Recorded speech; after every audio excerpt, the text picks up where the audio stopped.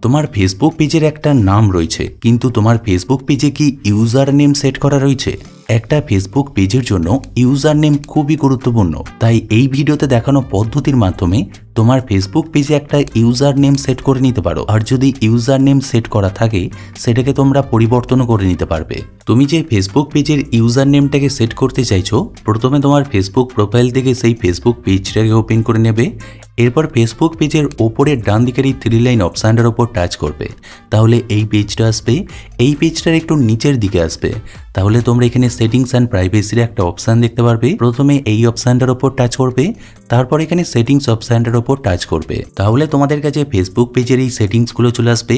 এরপর এই পেজটার কিছুটা নিচের দিকে আসবে, তাহলে তোমরা এখানে পেজ সেটআপের একটা অপশান দেখতে পারবে। এই অপশানটার ওপর টাচ করবে।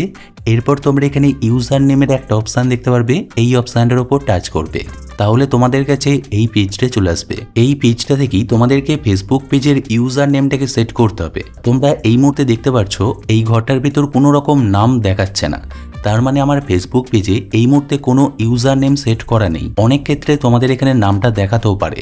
এরপর ফেসবুক পেজের ইউজার নেমটাকে সেট করার জন্য প্রথমে এই ঘরটার উপর টাচ করবে। এরপর তোমার পছন্দ মতো এখানে ইউজার নেম সেট করতে হবে, কিন্তু ইউজার নেম সেট করার কিছু নিয়ম রয়েছে। এমন একটা ইউজার নেম তোমাদেরকে সেট করতে হবে যে ইউজার নেমটা তোমার আগে অন্য কেউ ব্যবহার করেনি। A থেকে Z এর মধ্যে এবং যে কোনো নাম্বার তোমার ইউজার নেমটাকে তৈরি করার জন্য তুমি ব্যবহার করতে পারো। তোমার ফেসবুক পেজের নামের সাথে মিল রেখে ইউজার নেমটাকে তৈরি করার চেষ্টা করবে। ওকে, তো আমার ফেসবুক পেজের নাম হচ্ছে রাজা ঘোষ। তার জন্য প্রথমে যে কাজটা করব, এই ঘরটার ওপর টাচ করব। এরপর রাজা ঘোষ নামটাকে লিখবো, আর নামটাকে লেখার সময় একসাথে লিখবো।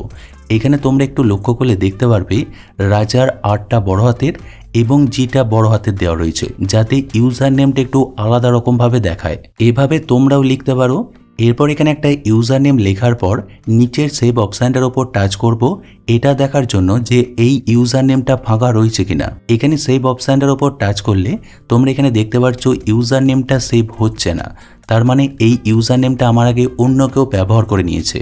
এখন আমাদের যে কাজটা করতে হবে, এখানে যে ইউজার নেমটাকে আমরা লিখেছি এটাকে একটু পরিবর্তন করতে হবে। আমি এখানে যে কাজটা করছি, এখানে রাজা ঘোষ নামটাকে লিখছি, তবে অক্ষরগুলোকে সব বড় হাতে লিখে দিচ্ছি। তোমরা এভাবে চেষ্টা করে দেখতে পারো। এখানে সবকিছু বড় হাতে লেখার পর নিচের সেভ অপশানটার ওপর টাচ করছি। ওকে, তো সেভ অপশানটার ওপর টাচ করার পর এখানে ইউজার নেমটা সেভ হচ্ছে না, তার মানে এই ইউজার নেমটাও আমার আগে অন্য কেউ ব্যবহার করে নিয়েছে। আমি এখন যে কাজটা করছি, এখানে রাজা ঘোষ নামটাকে লিখছি এবং রাজা ঘোষের পরে অফিসিয়াল লিখে দিচ্ছি। এভাবে তোমরাও একটু পরিবর্তন করে নেবে। এখানে ইউজার নেমটাকে লেখার পর নিচের সেভ অপশানটার উপর টাচ করছি। ওকে, তো এখন তোমরা এখানে দেখতে পাচ্ছ এখানে সেভ অপশানটা আর আসছে না, তার মানে এই ইউজার নেমটা আমাদের ফেসবুক পেজে সেভ হয়ে গেছে। এরপর এই ইউজার নেমটা তোমার ফেসবুক পেজে সেট হয়েছে কিনা এটাকে দেখার জন্য প্রথমে তোমরা ফেসবুক পেজের হোম পেজেতে চলে আসবে। এরপর ওপরের ডান দিকের এই 3 ডট অপশানটার উপর টাচ করবে। এরপর এখানে তোমার ফেসবুক পেজের নামটার উপর টাচ করবে, তাহলে তোমাদের কাছে এই পেজটা আসবে।